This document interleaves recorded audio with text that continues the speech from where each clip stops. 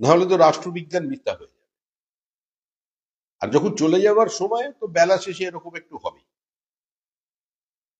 যারা দুজন বোমাবাজি করছে তারা মাটি চেনে এবং তারা জানে দলের ভবিষ্যৎটা কি। নাও অন নেভার, যা কিছু লুটতে হবে এই মুহূর্তে, বেশি দিন আর হাতে সময় নেই।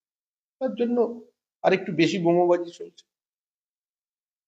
এই যে দুজন যখন মারামারি করছেন প্রতিষ্ঠা দিবসের মঞ্চে, সেই সময় ববি হাকিম নিজেদের আত্মসমালোচনার সুরে বলছেন যে আজকে দলের এমন একটা পরিস্থিতি হচ্ছে, শিয়ালদা স্টেশন থেকে একটা ঢিল ছুঁড়ে যে জায়গায় গিয়ে পড়বে, সেই যার মাথায় পড়বে তিনি তৃণমূল কংগ্রেস কর্মী।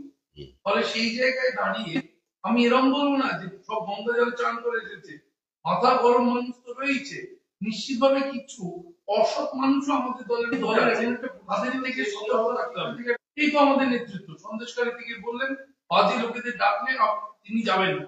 এর থেকেই ইঙ্গিত পাওয়া যাচ্ছে খারাপ মানুষকে ত্যাগ করুন, সত্যিকারের ভালো মানুষের পাশে থাকুন। এই খারাপ মানুষদের ত্যাগ করুন, বার্তা ফিরহাদ হাকিমের দেখছি।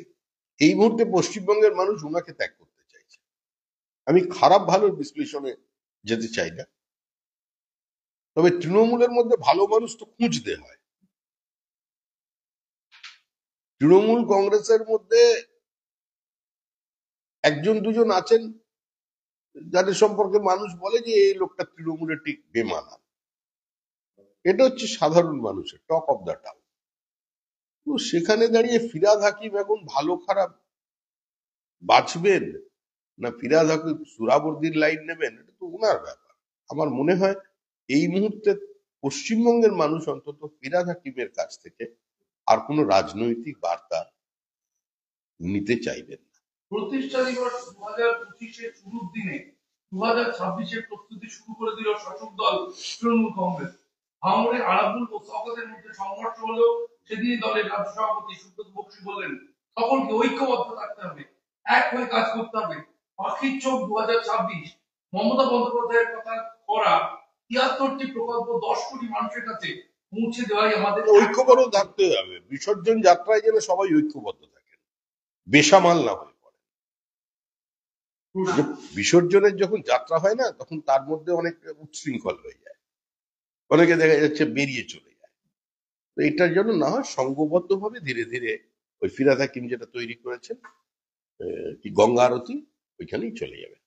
কিন্তু প্রশ্ন হচ্ছে যে ঐক্যবদ্ধতাকারের বার্তা, মানে ঐক্যবদ্ধ থাকবেন কর্মীরা, সেটা বার্তা দিয়ে বলতে হবে শীর্ষ নেতৃত্বের অন্যতমকে। আরে তৃণমূল কোন রাজনৈতিক দল কিনা এটা নিয়ে গবেষণা হবে, বিভিন্ন বিশ্ববিদ্যালয়ে পিএইচডি করবে ভবিষ্যতের ছাত্রছাত্রী। তো তৃণমূল কংগ্রেস এই ধরনের অদ্ভুত বার্তা দিয়ে তো থাকবেই। মুখ্যমন্ত্রী সন্দেশখালীতে গিয়ে কি বললেন? সন্দেশখালীর মানুষের যে অভিযোগ ছিল তার উপরে তিনি শিলমোহর লাগিয়ে দিলেন। আর গতকালকে বিরোধী দলনেতার মিটিং এ মানুষের উপস্থিতি, মানুষের বক্তব্য, তাদের শরীরী ভাষা প্রমাণ করে দিল যে মুখ্যমন্ত্রীর যে বক্তব্য সেটার কোনো গ্রহণযোগ্যতা সেখানে তৈরি হয়নি তার ছোট ছোট ভাইদের কারণে।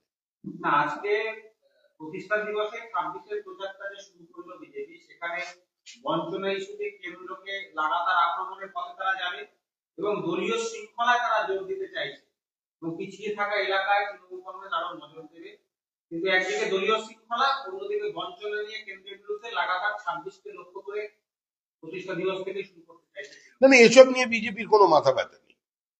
বিজেপি বরঞ্চ চিন্তা করছে কাকুর শরীর খারাপ, যারা সুজয় কৃষ্ণ ভদ্রকে কালুঘাটের কাকু বানিয়ে দিল তিনি সুস্থ থাকুন, তার দ্রুত আরোগ্য কামনা করছে।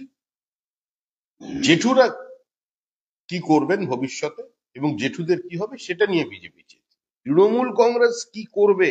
সংঘবদ্ধ থাকবে? তৃণমূল কংগ্রেস সমান্তরাল ভাবে দুটো দল চালাবে, সরকারকে বাইরে থেকে পরিচালনা করবে? এসব নিয়ে আর মানুষের কোনো উৎসাহ নেই। এগুলো তৃণমূল কংগ্রেস করছে শুধুমাত্র আপনাদের সংবাদ মাধ্যমে স্পেস ধরে রাখবার